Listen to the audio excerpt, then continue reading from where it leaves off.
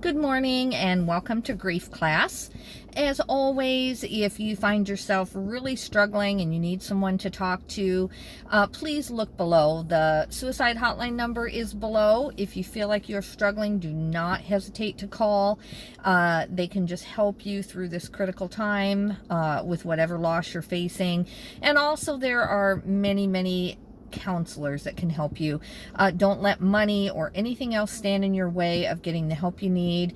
It's all of these things, as hard as they seem right now, there is a movement to get forward. It doesn't mean that your life will ever be like it was, as we talk about on this channel, but we need to get you through this critical time, and then this channel will be useful for just ideas and tips for how many of us have found a way to still really try to have a positive life in the midst of what we've been through.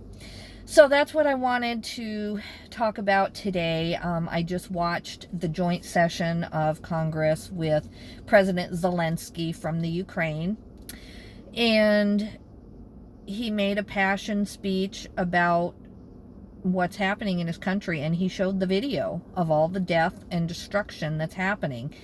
And it's hard. It's hard again, just like COVID has been very hard. For those of you who are new to my channel, welcome. I hope that you find some help. This is not a replacement for counseling by any means, but it definitely is here to help us process some of these things that what do we do? We're people who've had losses. Not everyone has maybe lost a child like I have, but people have had losses. And so how do we deal with these losses in the midst of everyone else trying to go forward in their life? And most of us want to get forward in our life. We don't want to be stuck. But it's very easy to find ourselves stuck. And it isn't just the death or just the event. It's day after day after day. There's these challenges that other people don't even think twice about. I know there's no judgment here, but in my previous life, before my son died, I call that my previous life. I watched things on TV about countries where women were, not given any rights at all, and people were killed randomly for doing nothing. Obviously, I've heard about the Holocaust, and I've heard about what African American people in our own country suffered, and I cared. And I thought about it, and once in a while, I guess some sadness would wash over me about those things. But I was busy. I had kids to raise, I had a job, I had things to do, and I hadn't really faced anything personal. So a lot of those stories, as true as they were, and so I hate to call them stories, they're history, I'm just going to tell you the truth. I shed very few tears over some of those things.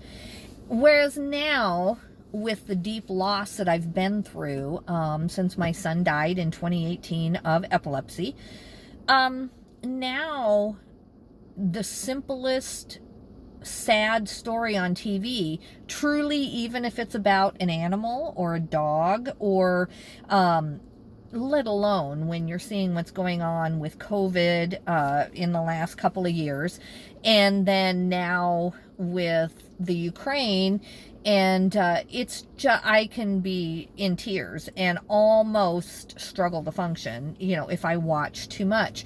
So the question is, what do we do? Those of us who are already facing loss, and we're trying to be educated adults, we're not wanting to just turn off the news and never watch it.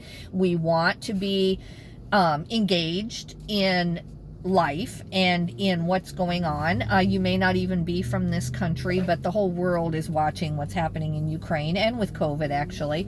And so we don't want to be adults who just feel like the answer is, okay, I'm just going to shut off the news and I'm never going to pay any attention to that.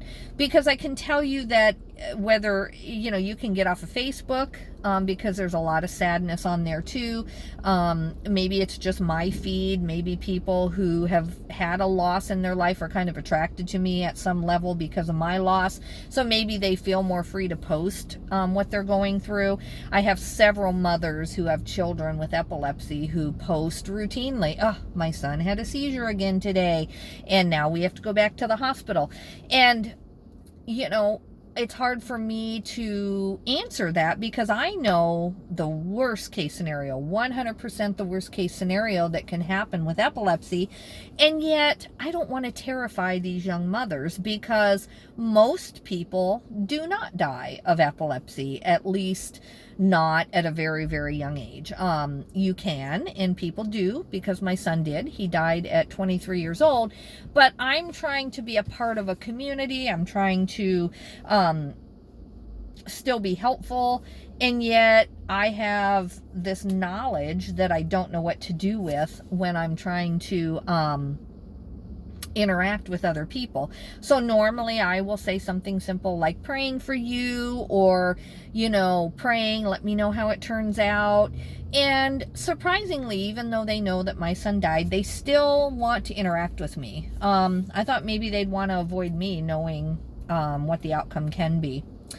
But today when I was watching the situation in Ukraine, and I'm not driving, by the way, I'm just sitting here. I'm at a relative's house who also has gone through a great loss in the last 6 weeks, and I just did not want to have them walk in on some of these topics because it's just too soon for them. You know, this is an older person who's going through some things, and I'm here to help them relocate. And you know, we've had actually very few discussions about their grief. We're here to kind of get them closer to their grandchildren, and I don't want to say too much about that right now, but sorry, you probably hear all the cars. But that's why I'm kind of talking in my car, and for the next week or two as I post videos, they may be from my car until that person returns to work. So anyway, back to trying to focus. It's been very troubling to watch the situation in Ukraine. It's been very hard. I've had lots and lots and lots of tears. Of course, I don't know a single person from Ukraine, and up until the last couple years with COVID, I did know some people who did pass away from COVID, or you know, other health issues during that time. But this thing with Ukraine has just been very, very hard. So what do we do when we're going through a loss? Our emotions are just like right here. For me, my son died in 2018. This is 2022. In July, it will be 4 full years. Let's see, 2018, yeah, to 19, to 20, 21. Yeah, it'll be at least 4 years since my son died in July. And yet these are issues that I'm still having with how much to watch, how much to have this at the forefront of my mind. So, I think it's a personal decision that we all just have to make. I think that the goal for me, and this is my own personal goal, it doesn't have to be yours, is to be able to be slightly educated on some of these things, watch enough of it that I know what's going on in the world so that I'm not avoiding it. And I want to be someone who can hear other people's stories and not be so tearful and so crushed that I can't give back. And you know, that's all I can say. I don't really have any other tips other than I've been trying to watch it a little bit each day, get an idea what's going on. I did watch the entire speech with Zelensky today, and I did watch the entire video that he posted about what's going on in the Ukraine. I have been seeing some of the videos. I think we just have to accept that for those of us who have had a loss, especially the loss of someone we love, it's always going to be a much more sensitive thing because we know what it means for those people. Before, when I would see someone who lost something on TV, I tried to feel it, and I think I did feel it, just like any compassionate person would. But now when I see some parent having to leave their child who they may never see again because they're fighting in the Ukraine war, I know exactly what the rest of his life will look like. I know exactly what the rest of that mother's life will look like, who has to, whether it's a spouse or a child who's died. I know intimately what they're going to have to face, and how their whole family dynamic will change, and how everything about their life will change. And all I can do is tell you to, if you're newer to your grief, you may have to go seek some counseling. You may have to figure out a way to still feel educated, maybe read and don't watch as many images. And just know that I'm praying for you if you need prayer or to reach out. All of my information is below. Feel free to comment on the channel. I wish I had more positive advice other than sometimes when you do something you feel better, maybe it would be helpful to give some money somewhere to the Red Cross or something.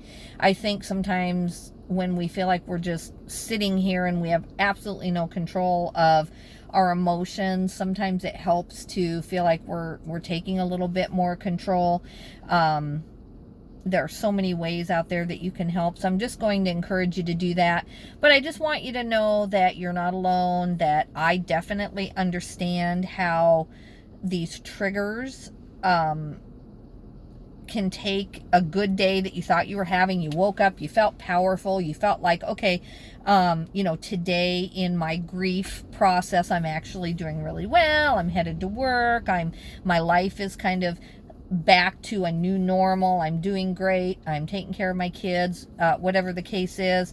And then when something that you can't get away from, COVID, this war in the Ukraine, it kind of brings you back to a place where you feel like you're losing some ground. And I guess that's what I felt the last few weeks. It happened to me when COVID first hit, especially since I was working as a nurse during that time. I just saw things that you can't unsee. And I saw people dying alone. People die every day, and people do die alone every day. My son was alone when he passed away. So that's always been difficult. But these were people who had families who wanted to be with them, and the families just couldn't. They weren't allowed to. And so I was the person that was with them when they passed away. And, so I went through that during COVID. And then, I'm not saying COVID is over, because there are still deaths happening. But at least in my life, I retired from nursing, and it was no longer a situation where I was dealing with that every day. And I thought that I was having a lot of positive days, and I thought I was having many, many more positive, productive, functional days.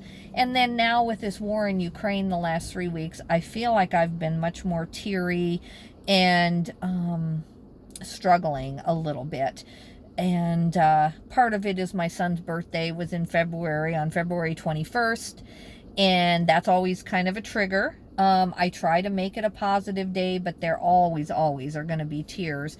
And I've actually found that the birthday itself, by the time I get to his birthday, I've cried it to where there just are no more tears. I do cry on his birthday, but it's much less than the week leading up to it, because I know that the pain's going to be there. And so I think I struggle on the week leading up to his birthday in February. And so I was just kind of doing better after that. You never just get over it and recover. I will never use those words, but I was getting back to, functioning, getting back to my normal routine after kind of going through that. And then this thing in Ukraine has happened in the last 3 weeks. So anyway, guys, I'm kind of rambling now. I don't have 100% solid answer. The only thing I can do is tell you to go back to the things that you have been using to cope and to do well. For me, it's working out a lot. For me, it's prayer. For me, it's time with people who do understand, people who are also going through grief or whatever. And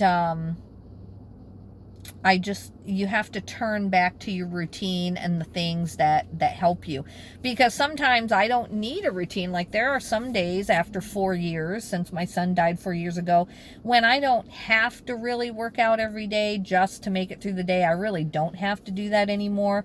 But then all of a sudden, with his birthday in February, and now with this thing going on that you can't really walk away from, I've been working out a lot, because it just refocuses my mind. It makes me feel like I am strong enough to cope with some of these things.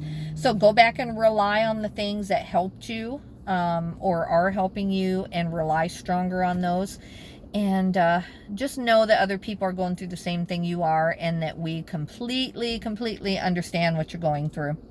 So I hope you have a great day, and let me know your thoughts below. Bye-bye.